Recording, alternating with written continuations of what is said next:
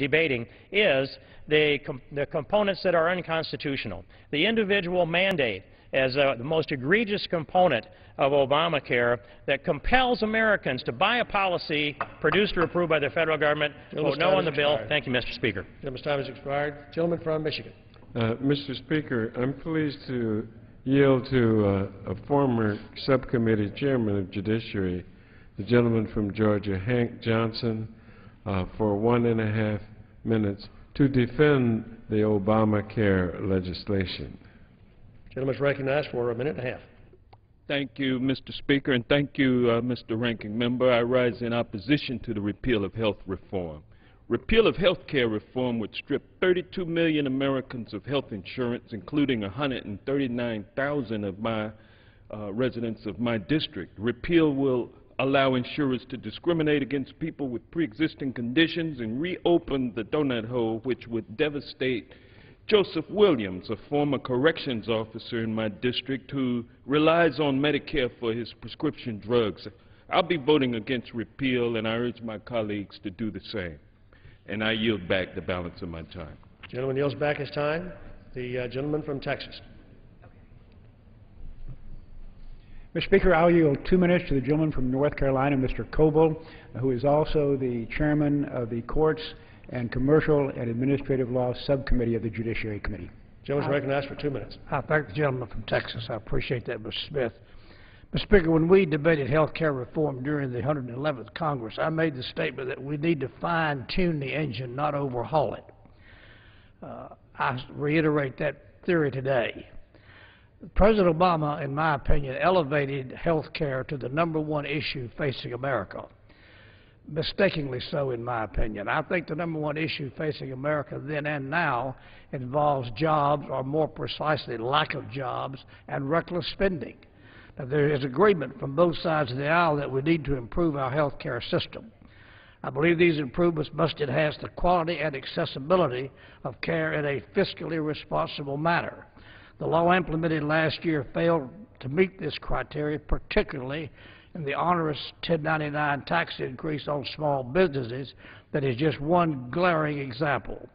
By repealing Obamacare, we will have the opportunity to take the more prudent approach of fine-tuning our health care law to ensure that it encompasses sound principles.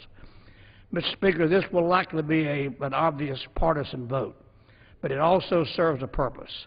It sends a message to the American people that we are serious about fixing our broken health care system. Physicians do this daily. They make a diagnosis and fix the problem. I support the passage of H.R. 4 because Congress should take the same approach, fix the problem. Much energy and attention was directed to this matter when it probably should have been directed to jobs and reckless spending. Too late for that now. But we need to address it, and I look forward to the vote, I guess, will be tomorrow, and I yield back the balance of my time. Gentleman yields back the balance of his time. The gentleman from Michigan.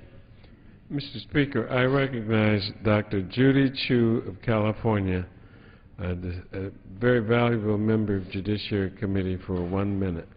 Gentleman lady from California is recognized for 1 minute. Thank you, Mr. Chair. The Health Care Repeal Act will hurt many people, but especially seniors. It raises costs for prescriptions and preventive care, it weakens Medicare, and it takes away your freedom to make your own decisions, returning your health back to the hands of insurance companies.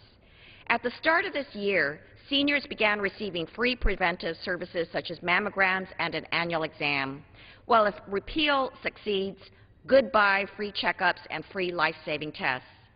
Today, seniors in the Medicare donut hole are getting half off many brand-name drugs. But if repeal passes, your prescription drugs are going to double.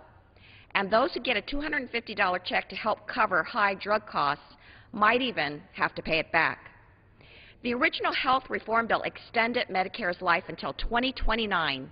But if we repeal it, the Medicare Trust Fund becomes insolvent in 6 short years. The Patients' Rights Repeal Act hurts seniors. It's dangerous for America's health. The lady yields back. The gentleman from Texas. Mr. Speaker, I yield 2 minutes to the gentleman from Texas, Mr. Poe, who is actually a member of 3 subcommittees of the Judiciary Committee. Gentleman is recognized for 2 minutes. Mr. Speaker, never before in the history of our great country has a tax been levied on individual Americans by the federal government with the purpose of forcing citizens to do something the government wants them to do. And never before has the government self-righteously ordered Americans to buy a product or pay a punitive fine. In my opinion, the Constitution does not give the federal government, even well-intentioned government, the authority to make citizens buy any product, whether it's a car, whether it's health insurance, or even whether it's a box of chocolates. The individual mandate provision of the health care bill is unconstitutional. The author of the Constitution, James Madison, said, "The powers delegated by the Constitution to the federal government are few and defined. Those that remain to state governments are numerous and indefinite. The health care bill is a theft of the individual freedom to control one's health, to have it now controlled by omnipotent government. Big government doesn't mean better solutions. In fact, as someone has said, if you think the problems government creates are bad, just wait until you see government solutions. Government is partially to blame for the health care crisis, and the nationalized health care bill's government solution is unworkable and unconstitutional. And if you like the efficiency of the post office, the competence of FEMA, and the compassion of the IRS, we will love the nationalized health care bill. Certainly what we do here in Congress should be constitutional, and we should repeal the health care bill and come up with constitutional solutions for health problems. And that's just the way it is. I yield back. Gentleman yields back. The gentleman from Michigan. Mr. Speaker, I want to take this opportunity to congratulate Lamar Smith on becoming the chairman of the House Judiciary Committee during the 112th session of Congress. And I turn now to the former chairman of the Constitutional Subcommittee, Jerry Nadler of New York, and I recognize him for 2 minutes. Gentleman is recognized for 2 minutes.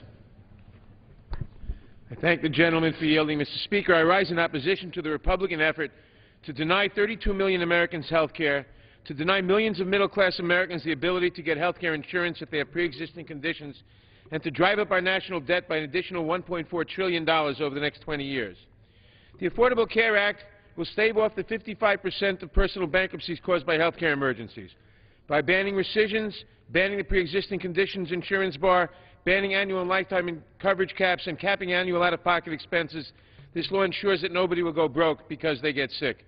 The bill will save the lives of the approximately 45,000 Americans who now die every year because they lack health insurance. For America's seniors, the Affordable Care Act strengthens the Medicare program. Seniors will no longer pay out of pocket for preventive services, and the cruel donut hole which forces seniors to choose between taking their drugs or going without will be closed. And owners of small businesses will get billions of dollars in tax credits to help them provide health coverage to their employees, unless, of course, the Republicans are successful in enacting a massive tax increase on small businesses by repealing the law. We did all this and more while reducing the deficit by what CBO now estimates will be $230 billion in the first 10 years and $1.2 trillion in the next 10 years. The Republicans say the bill is an unprecedented or unconstitutional expansion of congressional power. They are wrong. There's nothing radical, dangerous, or unconstitutional about the Act. We have the power to enact this comprehensive plan, including its minimum coverage requirement under the Commerce, Necessary and Proper General Welfare Clauses of Article 1, Section 8 of the Constitution. Similar attacks were levied against the Social Security Act of 1935, saying it was unconstitutional for the same reasons. Those arguments were unsound and rejected then and will fare no better today.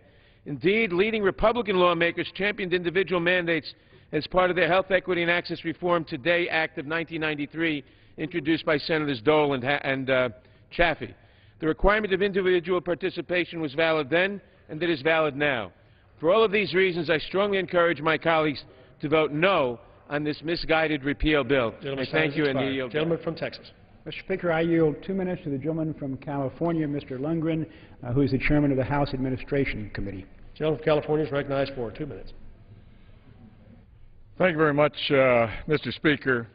Mr. Speaker, in the scope of the American constitutional system of governance, the Congress is the body whose power is defined within the context of enumerated powers.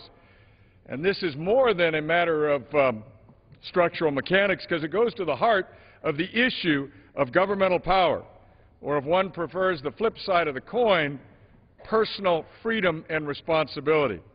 If government has the power to require that you buy item A, it means that you are less able to buy item B, C, D, or anything else.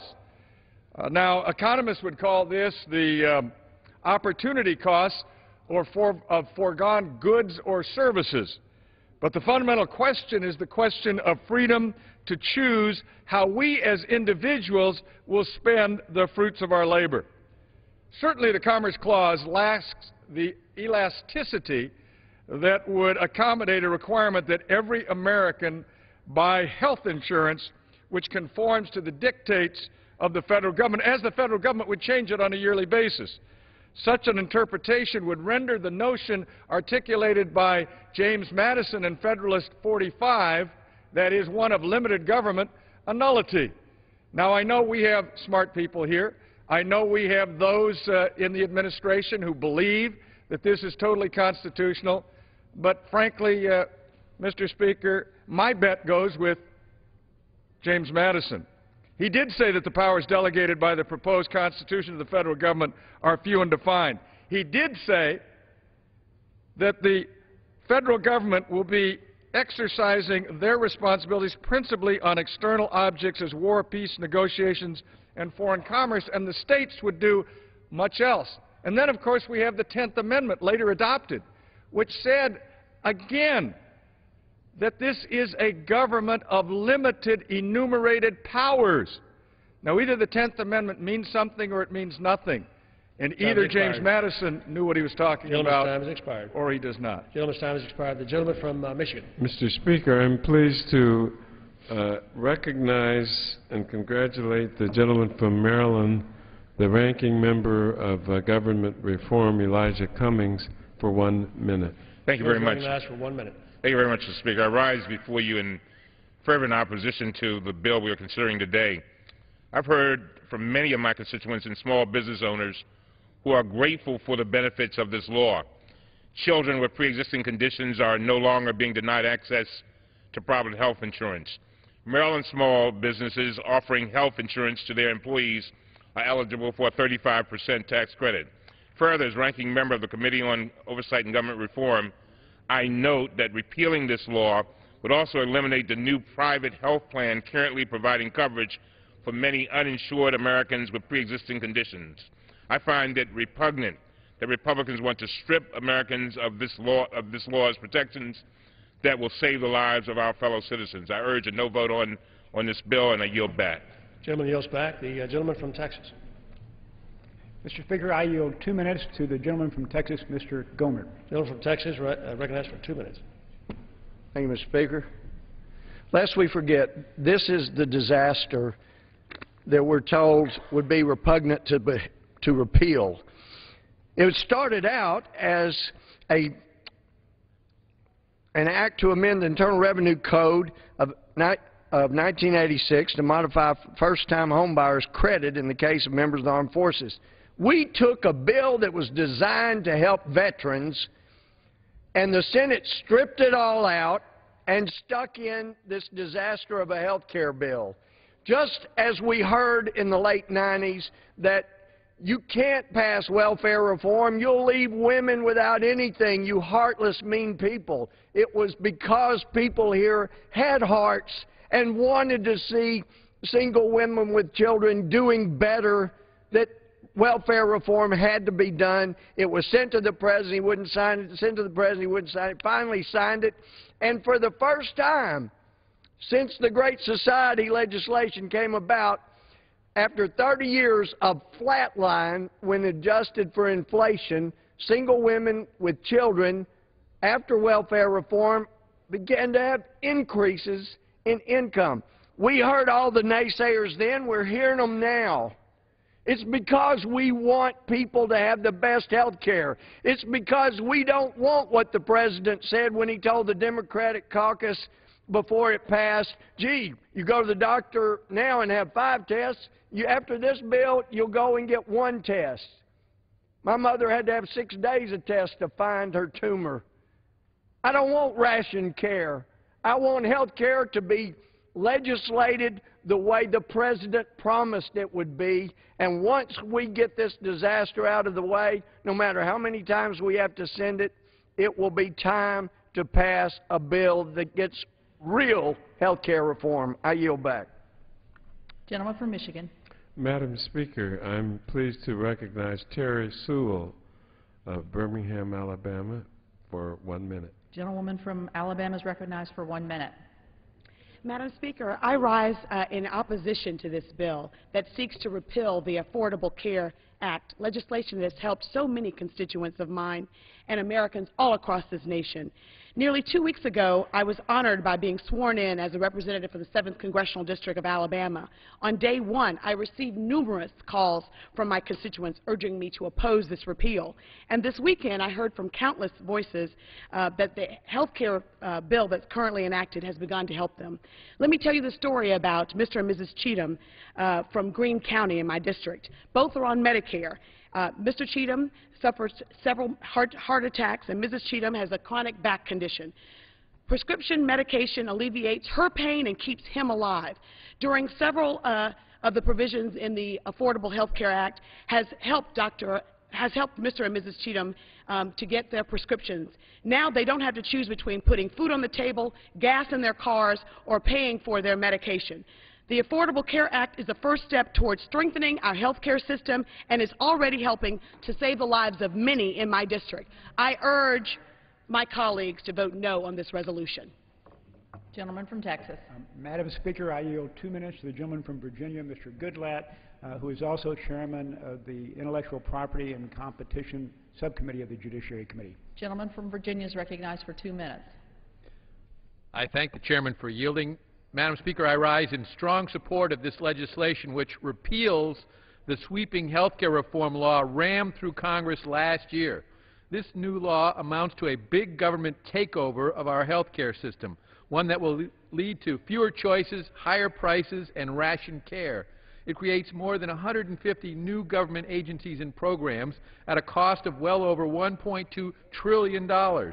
It includes over $560 billion in devastating new tax increases and cuts Medicare by over $500 billion. Americans are frustrated by rising health care costs. We must repeal the new health care law that kills jobs, raises taxes, threatens seniors' access to care, will cause millions of people to lose the coverage they have and like, and increases the cost of health care coverage. Then we must replace it with common sense reforms that lower health care costs and empower patients. For those who argue that somehow this is going to save the taxpayers' money, think of the mandates that are not covered by the federal government. Think of the fact that it is not credible that at a time when senior citizens, baby boomers, are going to retire in unprecedented numbers to take over $500 billion out of the Medicare program, and think of the jobs that are already being lost because the taxes on this are already being put into place, yet the benefits don't occur for 4 years. That legislation was smoke and mirrors. This legislation repeals it. We should support it and then start anew on common sense reforms. I yield back the balance of my time. Gentleman yields back. Gentleman from Michigan. Madam Speaker, I'm pleased to recognize the distinguished gentleman from Iowa, Mr. Braley, for 1 minute. Gentleman from Iowa is recognized for 1 minute. I thank the gentleman for yielding. Madam Speaker, I want to show the face of the repeal of health care. This is Tucker Wright from Malcolm, Iowa. He's 4 years old, and 2 years ago, before the Affordable Care Act was passed, Tucker was diagnosed with liver cancer and had 2/3 of his liver removed. And he faces a long and uncertain medical future. But on January 2nd of this year, because we passed the Affordable Health Care Act, Tucker's father, Brett, was able to change jobs because he no longer had to worry about the stigma of pre-existing conditions.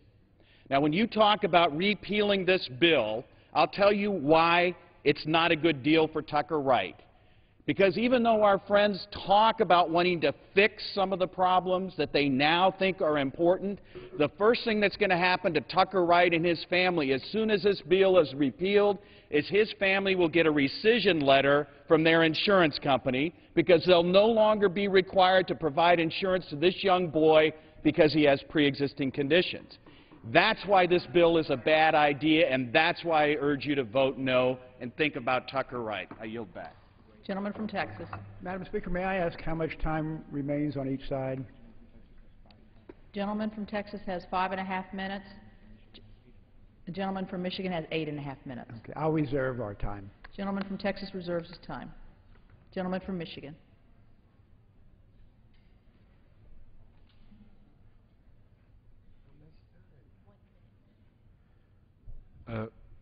Mr. Walz of Minnesota is recognized for 1 minute. Gentleman from Minnesota is recognized for 1 minute. I thank the gentleman for yielding. Thank you, Madam Speaker. I rise today to state my strong opposition to the repealing of the Affordable Care Act.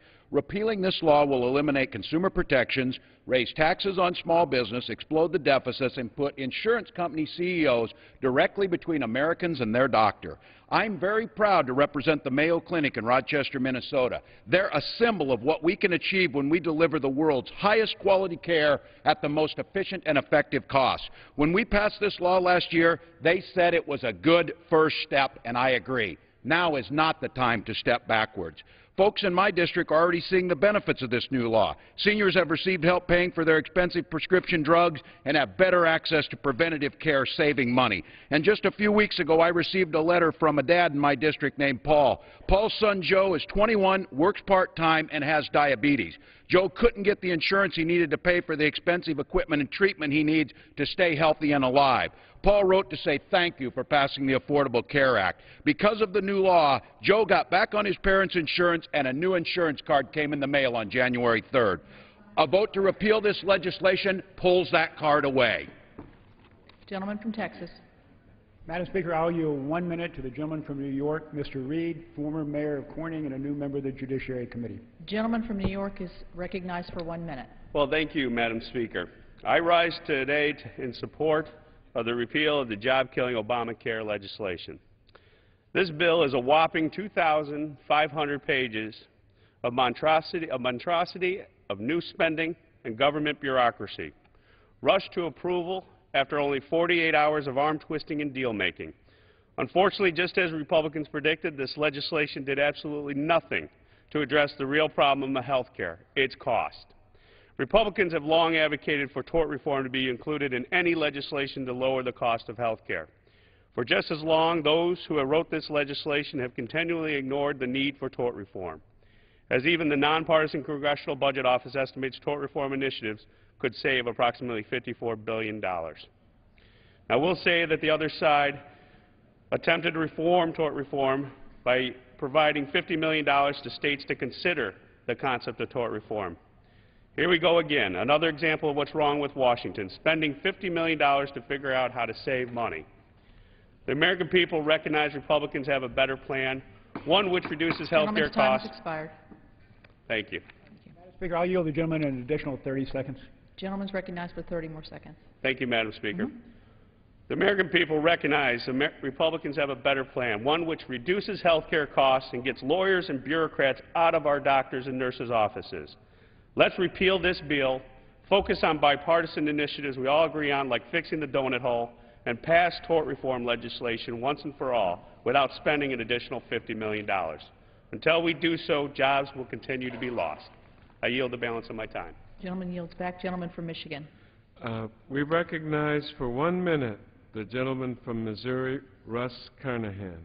Gentleman from Missouri is recognized for 1 minute.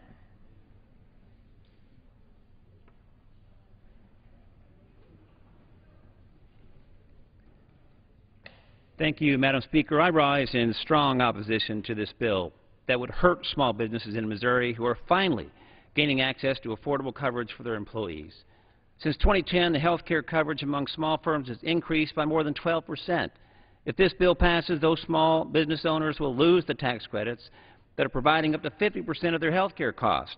Many of them will have to drop the very health insurance they have just now been able to provide their employees and their families. These are real people. People like Michelle Barron, who owns an independent bookstore in Rock Hill, Missouri. She used to be able to afford coverage for her employees, but over the years couldn't keep up. She had to drop her employees and finally drop her own coverage because of pre-existing conditions. Last year, when the health care bill was signed into law, new options opened up for Michelle and countless small business owners like her. But if we repeal health care, it will turn back the clock for small business owners like Michelle. Insurers would be able to go back to denying coverage for pre-existing medical conditions, and small business owners would lose the tax credits they are helping make health care coverage affordable. We cannot go back to the bad old days of insurance company control. This is not the time to step backwards. I yield back. Gentleman from Texas. Madam Speaker, I yield 1 minute to the gentleman from Arizona, Mr. Quayle, who is a member of the Judiciary Committee. Gentleman from Arizona is recognized for 1 minute. I thank the chairman for yielding. Madam Speaker, I rise today in support of House Resolution 2. Last year, behind closed doors and against the will of the American people, the Democratic majority of the 111th Congress passed a bill that fundamentally changes the doctor-patient relationship. They passed a bill that will increase the cost of health care and explode our national debt. They passed a bill that expands the scope of government well beyond the parameters set forth in the Constitution. The genius of our Constitution is that this document didn't set forth what the government must do for us, but rather what the government can't do to us. Requiring every individual to enter into a commercial contract certainly falls within the realm of what the government can't do to us. The people of my district understand this, just as they understand that our health care system needs sensible, patient-centered reforms that will reduce costs and increase access. Unfortunately, the health care bill that was passed will increase costs and increase our national debt. Yes, those who drafted the bill tried to conceal the true cost from the American people, but if you look beyond the accounting gimmicks, that bill increases our debt by $701 billion over the next 10 years. It is time to get our country back on the right track, and House Resolution 2 is a necessary step to fulfilling that mission. Gentleman from Michigan. Madam Speaker, I recognize the distinguished gentlelady from Florida, Debbie Wasserman Schultz, for 2 minutes. Gentlewoman from Florida is recognized for 2 minutes. Thank you, Madam Speaker. I think it's important to address the notion of job killing versus job creating. We've heard a lot of talk about the title of this bill and the jobs that it supposedly kills. Let's look at the facts here, though. Of the 1.1 million private sector jobs that documented were created last year, fully 200,000 of those were in the healthcare sector, or 1/5.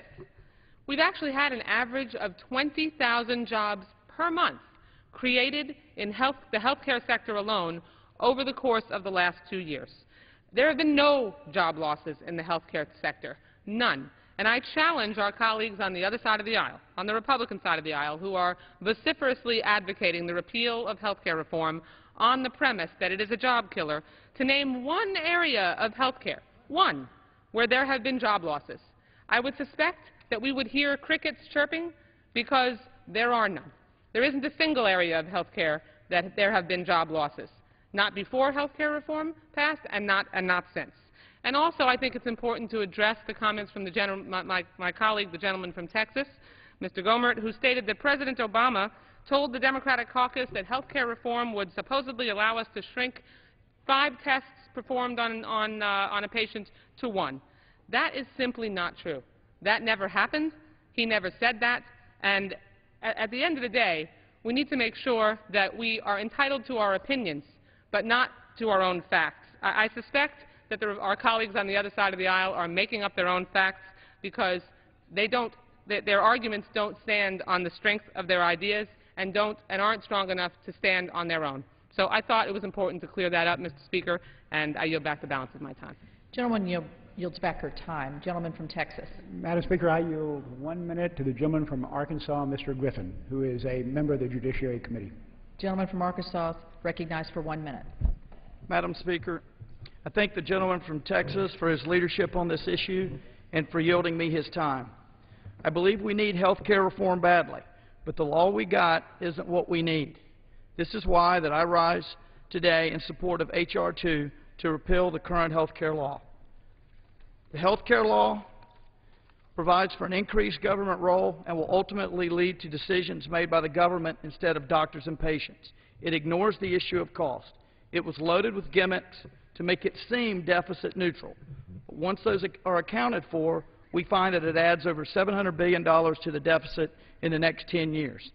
The health care law, and especially the unconstitutional mandate, handicaps our ability to grow jobs. Small businesses will be hit hardest because they operate on the tightest margins and will have the toughest time complying with the onerous regulations. Many of the regulations are still not written, creating uncertainty for employers. We must repeal the law and replace it with one that lowers costs, preserves the doctor-patient relationship. Gentleman's time has expired. Madam Speaker, I'll yield the gentleman an additional 30 seconds. Thank you, Mr. Chairman. Lets Americans keep the coverage they have, allows the private sector to create jobs, and follows the Constitution. Thank you. I yield back the balance of my time. Gentleman yields back. Gentleman from Michigan. Madam Speaker, I yield Rob Andrews of New Jersey 1 minute. Gentleman from New Jersey is recognized for 1 minute. I ask unanimous consent to revise and extend my remarks. Without objection. Thank you, Madam Speaker. Madam Speaker, as we meet this afternoon, there are 15 million unemployed Americans. And no matter where you go in this country, you hear that the #1 concern of our constituents is creating an environment where businesses and entrepreneurs can put people back to work. So what is the House doing this week?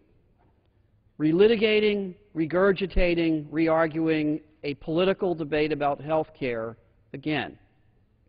I believe the people of this country want us to work together to get jobs back in the American economy. The Republicans offer us a slogan, a job-killing health care bill. What kills jobs is paralysis in Congress. What kills jobs is ignoring the economic problems of this country.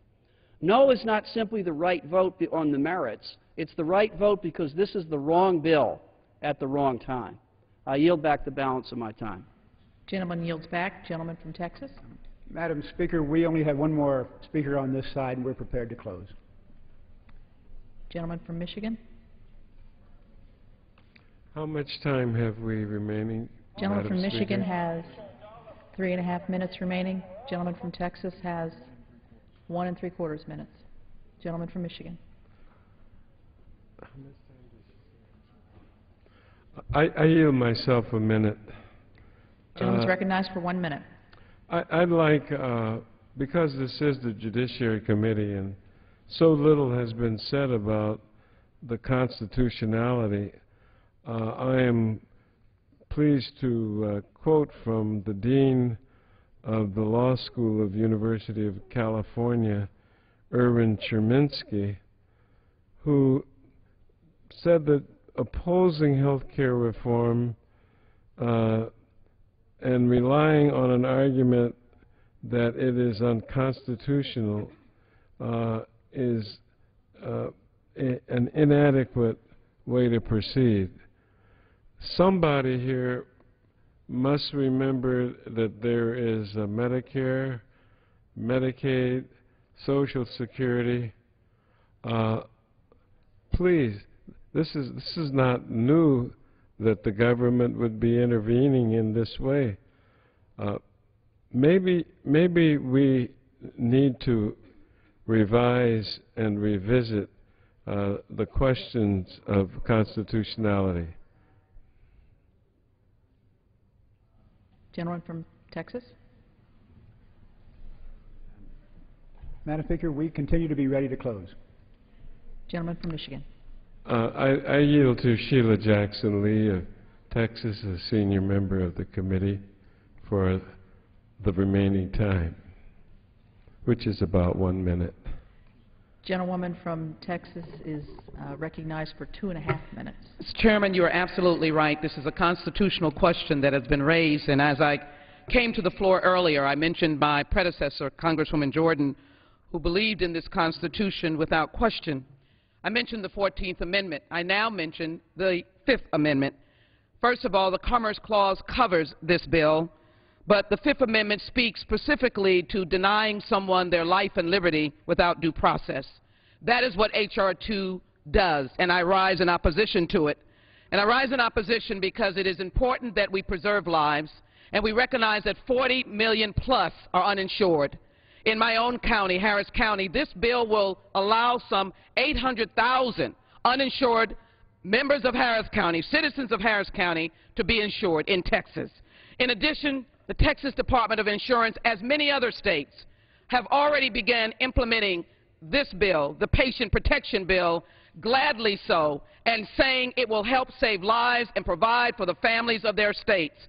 Can you tell me what is more unconstitutional than taking away from the people of America their Fifth Amendment rights, their 14th Amendment rights, and the right to equal protection under the law? I know that Mr. Lamb, who suffers from schizophrenia with his family, Miss Betty, who had to go to the ER room in Texas because no insurance, Mrs. Smith, who was on dialysis, or Mrs. Fields, whose mother couldn't get dental care, I know they would question why we're taking away their rights. Today we stand before this body.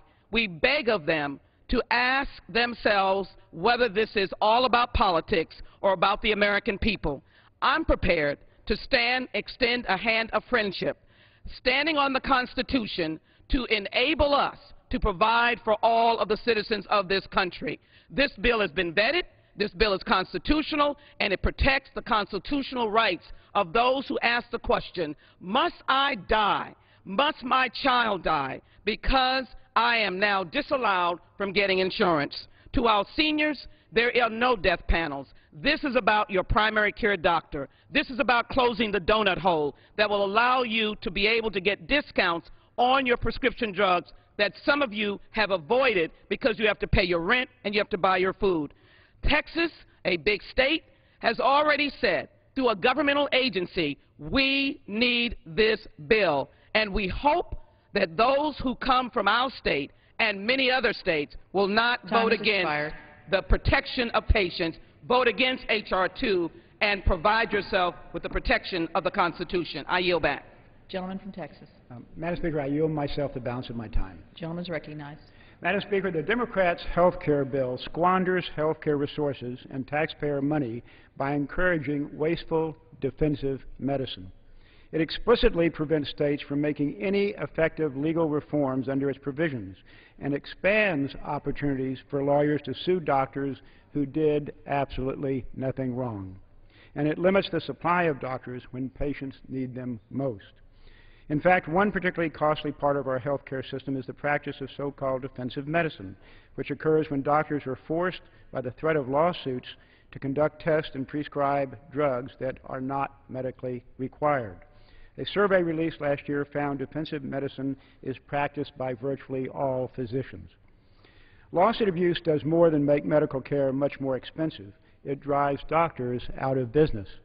Doctors who specialize in inherently high-risk fields are leaving their practices, and hospitals are shutting down because their high exposure to liability makes lawsuit insurance unaffordable. And it can have deadly consequences. Hundreds and even thousands of patients may die annually for lack of doctors. Madam Speaker, the Democrats' health care law will produce more litigation and less effective health care. That is why it should be repealed. I'll yield back. Gentleman yields back.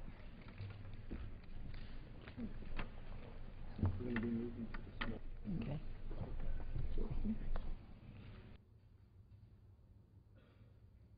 Recognize him first.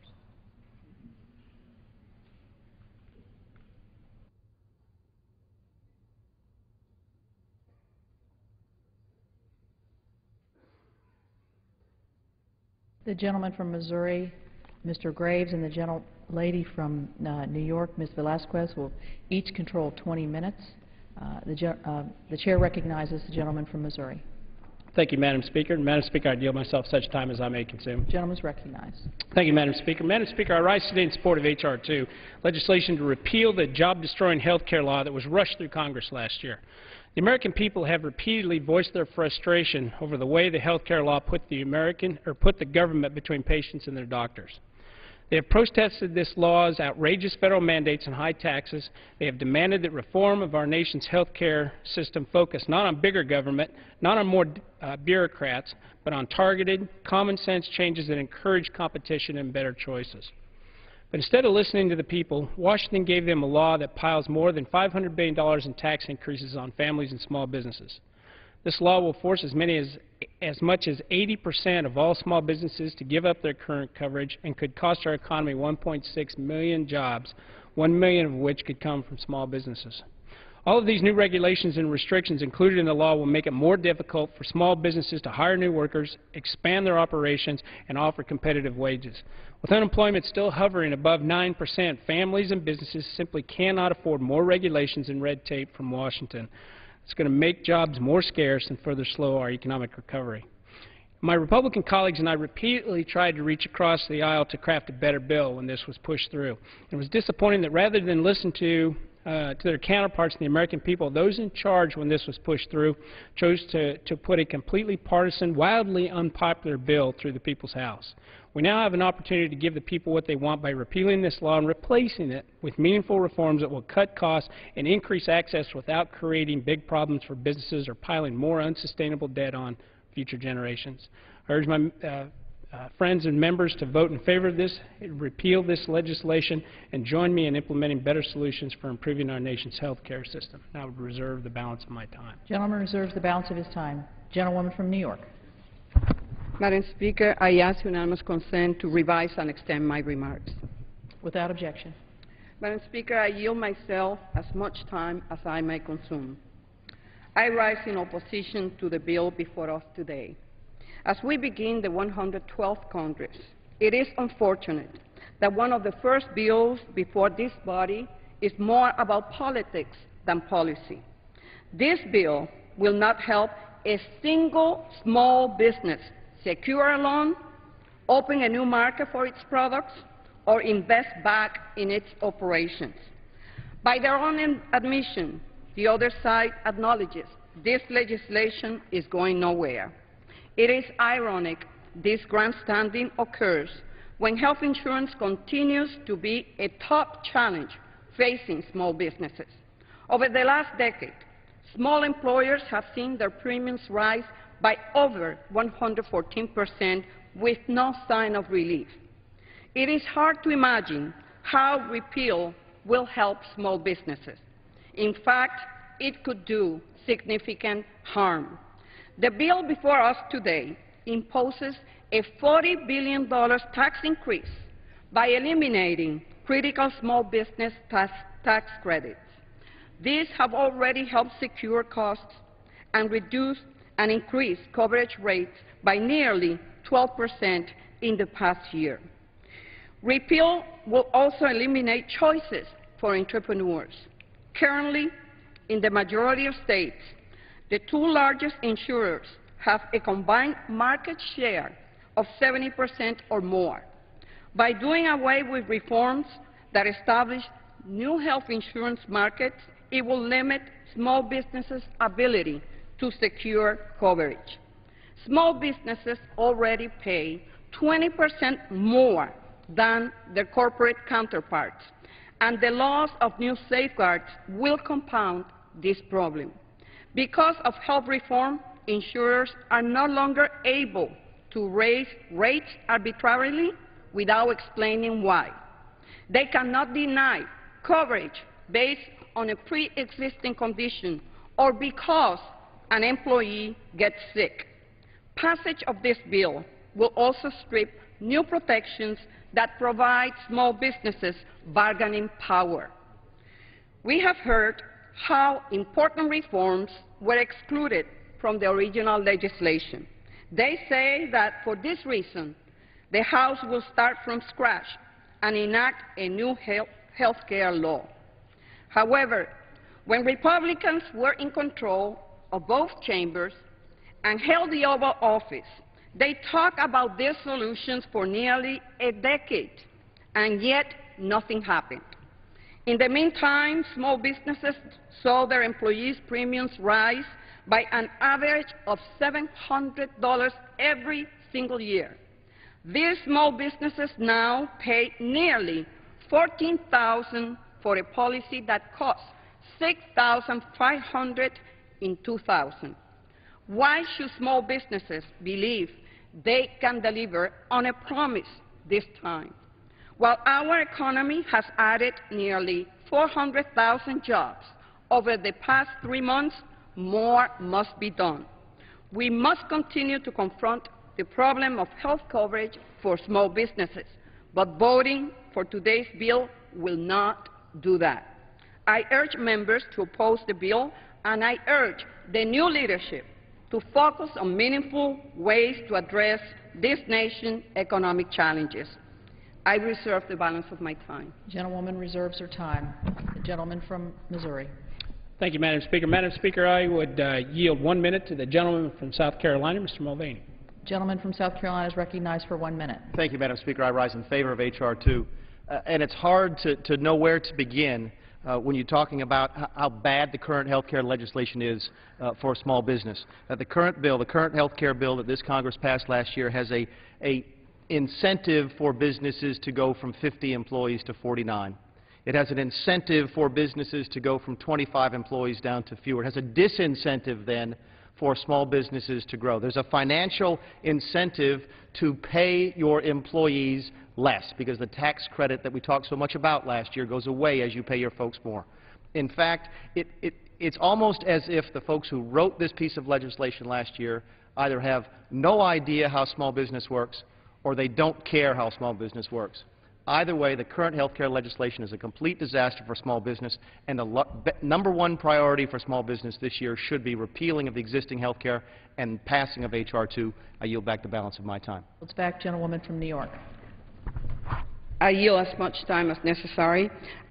In the state of South Carolina, as a result of this repeal legislation, small businesses in the state of South Carolina will see a tax increase of $540 million.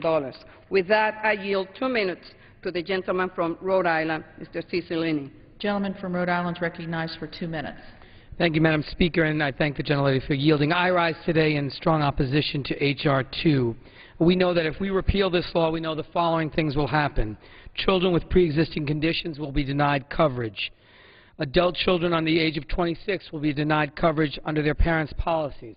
Seniors will pay more for their prescription drugs. And small businesses will once again go back to paying nearly 20% more than their corporate counterparts for providing the same health care coverage. Small businesses would lose the incentive for providing coverage to their employees, and up to 50% tax credit, which has already increased coverage at small firms by more than 10%. They would lose the ability to grow their businesses and create jobs by using that tax credit to hire additional employees. This law establishes consumer protections, incentivizes wellness programs, and establishes cost controls and cost-cutting exchanges. For small business, that means driving down the cost of providing health insurance and providing assistance for small businesses that are struggling with skyrocketing premiums. Currently, small businesses pay on average 18% more than large businesses for the same coverage, and health insurance premiums have gone up 3 times faster than wages in the past 10 years. I just have 15 seconds. I yield 15 seconds. As for additional 15 seconds. Small business tax credits are critical to providing small businesses the opportunity to provide insurance to their employees. We made a promise to those small businesses to do everything we can to make it easier for them to thrive in this economy, and this is a good first step. I urge my colleagues to vote against this repeal. Gentleman from Missouri. Thank you, Madam Speaker. Madam Speaker, I would yield 1 minute to the gentleman from Tennessee, Mr. Fleischman. Gentleman from Tennessee is recognized for 1 minute.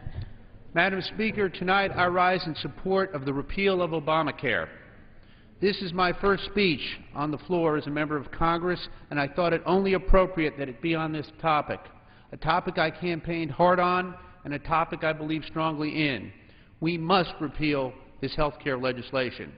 As a small business owner for the past 24 years, I know firsthand the kind of damage this legislation would do to American small business if it is allowed to be put in place. The National Federation of Independent Business Research Foundation conducted a study that showed the employer mandate found in Obamacare could lead to a loss of 1.6 million jobs throughout the country, and 66% of those lost jobs would come from the small business workforce. That same study showed that small businesses would lose roughly $113 billion in real output and account for 56% of all real output lost. As a member of the Small Business Committee, I promise to use my personal experience to fight every day for small business owners everywhere. Starting tonight, we must repeal Obamacare. I yield back. Gentlewoman from New York. I yield 2 minutes to the gentleman from North Carolina, Mr. Gentleman from North Carolina is recognized for 2 minutes. Thank you. Madam Speaker, I rise today to speak against this bill. Even before the recession, my state, North Carolina, was losing one wave of jobs after another in our traditional industries, and we have needed the energy and the job creation that comes from small business, from people leaving jobs, whether they jump or are pushed, and starting their own business. Half the American economy, our gross domestic product, is generated by small business, and even more important, small businesses create 75% of new jobs. By providing access to state high-risk pools and an insurance market for individuals, the health care reform bill passed last year will make it possible for small businesses to start, for American workers to start their own business without worrying they're going to lose health care for themselves or for their families. And I do know firsthand what it is like as a small business owner to buy health insurance for employees. It is one of the greatest frustrations, trying to find something affordable and trying to figure out what you've really bought. And you're not going to know until one of your employees gets sick or gets hurt. This bill, the bill passed last year, the legislation will make it affordable. It will provide tax credits of 35% for small businesses to provide health insurance, and that's going to go up to 50%. That will increase health care coverage by more than 12% among small business owners, and even more important, they're going to know what they've got. It's going to be insurance that really covers what it ought to cover. It's not going to be filled with small print exceptions of one kind of care after another, one condition after another. Employees are going to get the care they need. Reform has freed people who want to start a business to do it without worrying about what kind of shape that's going to leave them in and their family members in. And I urge my colleagues to vote against this bill to put those small businesses back in that uncertain land. Thank you. I'll yield back my time. Gentleman yields back. Gentleman from Missouri. Thank you, Madam Speaker. Madam Speaker, at this time I would yield 1 minute to another member of the Small Business Committee, the gentlelady from Washington, Ms. Herrera Butler. Gentlewoman is recognized for 1 minute. Thank you, Madam Speaker. Now I rise in support of this bill, and I hope this is only a first step in the pursuit of making quality, affordable health care available to all Americans. This year we have the chance to correct mistakes made by both parties. The Obamacare bill passed by the other party last year was the wrong approach. It increases the debt and the deficit to future generations while doing nothing to decrease the inflationary curve of health care. It was the wrong approach. And no party is perfect. The last time our party had the majority, while there were those many on our side of the aisle who worked diligently to reform health care, the job was left undone. Getting this right is one of the reasons the people of Southwest Washington sent me to Congress. Now, the good news is that solutions exist that can fix our health care system and bring costs down for middle-income families. Today, we hit reset on health care reform, and I invite my Democratic colleagues to join me in advancing solutions that help small businesses and middle-income families. Solutions like small business health plans, ending junk lawsuits that drive up the cost of everyone's care, the expanded use of health savings accounts, and the ability to purchase health care across state lines. Time has expired. Thank you, Madam Speaker. Gentlewoman from New York. Madam Speaker, I would like to inquire how much time each side Gentlewoman from remaining. New York has 12¼ minutes remaining. Gentleman from Missouri has 15 minutes remaining. Gentlewoman from New York. At this time, Madam Speaker, why can you, would you please Gentlewoman go from ahead New York and I reserve. Wishes to reserve her time. Gentleman from Missouri. Thank you, Madam Speaker. Madam Speaker, at this time I would yield 1 minute to the gentleman from Colorado, Mr. Tipton. Gentleman is recognized from Colorado is recognized for 1 minute. Thank you, Madam Speaker. The question before us is, will we accept what is, or are we willing to commit for what could be? America has always been a land of self-determination. Our constitutionally guaranteed rights as individuals, as a people, as a nation, have made us flourish. Innovation, creativity, and freedom are American hallmarks. I rise in support of House Resolution 2. It does not indict intent, but it does address outcome. In fact, the deeper we dig into the Health Care Act, the more we discover that it is stopping job creation, building more government, and placing tax burdens on American families who are already struggling. We can and must do better. Let us commit ourselves to addressing the basic concerns we hold in common concerning health care: affordability and accessibility. Let us strive to empower our people to make their own choices about the care that they receive, empower private sector solutions that will lower costs and increase the quality of care, and eliminate governmental stumbling blocks and not build bigger government. Madam Speaker, I yield the balance of my time. Gentleman from New York. I yield 2.5 minutes to the gentlewoman from California, Ms. Roybal. Gentlewoman from California is recognized for 2.5 minutes. Madam Speaker, today millions of Americans have more freedom to choose and control their health care as a result of the Affordable Care Act. In my congressional district, nearly 40% of my constituents were uninsured. Thousands more were underinsured and living on the brink of financial disaster when facing a serious illness or accident. With health reform, positive change is taking place for them and for individuals, families, and small businesses throughout the country. Young adults are grateful they can remain on their parents' insurance until age 26. Seniors living in fear of not being able to afford their medications are thankful for discounts on brand-name drugs when reaching the donut hole. Families with pre-existing conditions are comforted by the new high-risk insurance pool, and those facing serious illnesses are relieved their insurers can no longer drop them when they need coverage the most. Small businesses, which abound in my district and are a mainstay in our Latino and minority communities, can take advantage of tax credits to offer health insurance to their employees.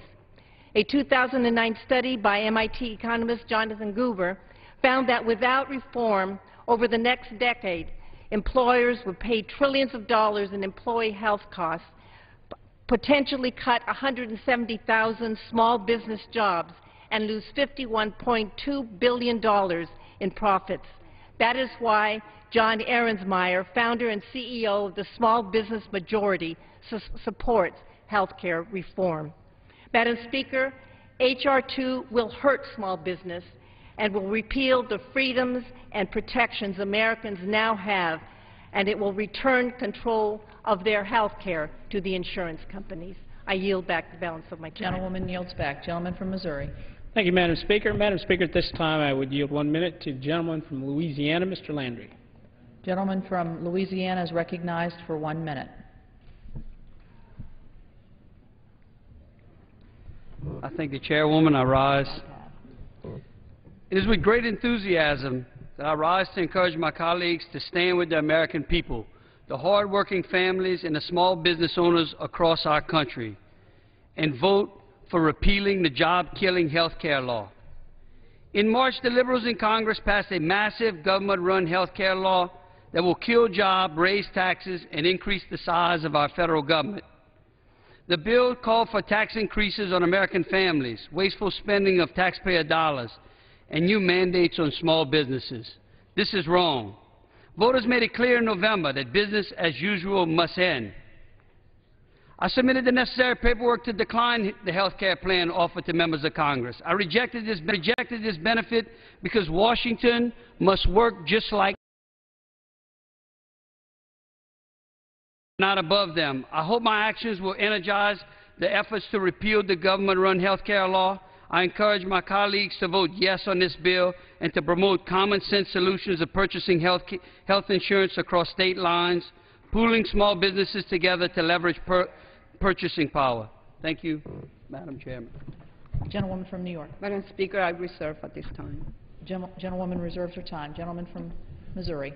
Thank you, Madam Speaker. Madam Speaker, at this time I would yield 1 minute to the gentleman from Illinois, Mr. Walsh. Gentleman from Illinois is recognized for 1 minute. Madam Speaker, I rise today in support of House Resolution 02, repealing the job-killing Health Care Act. I commend the Republican leadership for simplifying this process by drafting a 2-page standalone bill for repeal. It will be very clear, Madam Speaker, to the American people where we stand on repeal. During this past campaign, I, like a lot of candidates, spoke to small businesses every single day. There's a reason why 90% of small businessmen and women in this country support repeal. From the billions in taxes to the needless paperwork to the burdensome regulations, to the 1.6 million estimated job loss, small businessmen and women are adamant that we need to repeal. Finally, Madam Speaker, our opposition last year said that if you like your plan, you can keep it. To date, there are 222 organizations, including some of Obamacare's biggest union supporters, who have received waivers. Why? Why, Madam Speaker, if the law was so worthy, would there be a need for waivers? Thank you, Madam Speaker. One from New York. Speaker, I yield myself as much time as necessary. Gentlewoman is recognized. As a result of this repeal legislation, small businesses in the state of Illinois will see a tax increase of $1.7 billion. And with that, I yield 2 minutes to the gentleman from Connecticut, Mr. Murphy. Gentleman from Connecticut is recognized for 2 minutes.